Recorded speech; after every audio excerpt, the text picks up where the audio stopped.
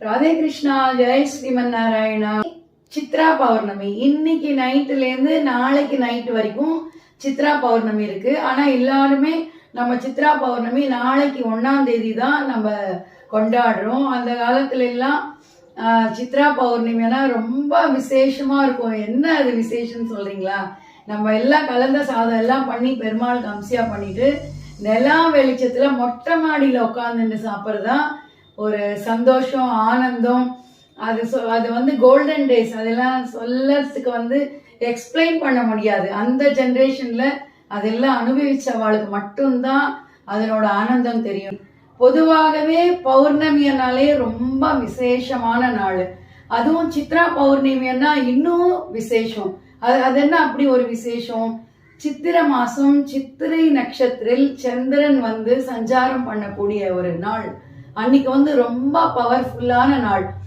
பொதுவா நம்ம பௌர்ணமி அன்னைக்கு என்ன ஒரு ஜபம், தியானம் எது பண்ணாலுமே நம்மளுக்கு டபுள் மடங்கு பலன் இருக்கும்னு சொல்லுவா. டபுள் மடங்கு இல்ல, 10 மடங்கு.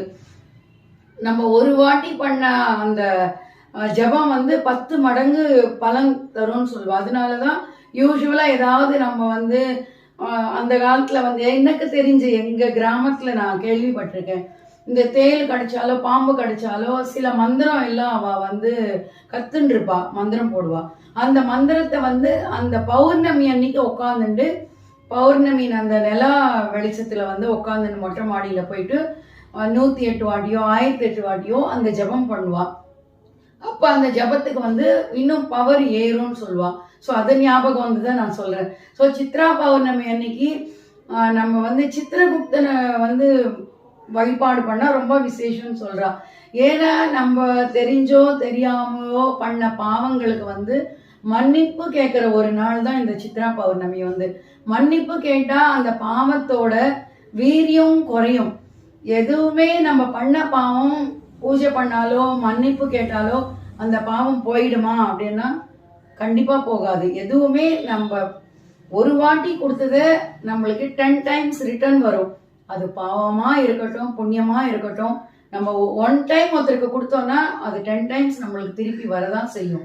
ஆனா இந்த சித்ரா பௌர்ணமி அன்னைக்கு நம்ம அத சித்திரகுப்தனை பிரார்த்தனை பண்ணிட்டு நம்ம வேண்டிட்டோம்னா அந்த பாவத்தோட வீரியம் கொஞ்சம் குறையும் பெரியவா சொல்லியிருக்கா. எல்லாருமே பெருமாளுக்கு எல்லாம் நல்லா சேவிச்சுட்டு நல்ல வழிபாடு பண்ணி எல்லாருமே சந்தோஷமா இருக்கணும். எல்லாருக்குமே சித்ரா பௌர்ணமி நல்வாழ்த்துக்கள். அவளுக்கு நியாயமான கோரிக்கைகள் நிறைவேறி எல்லாருமே சந்தோஷமா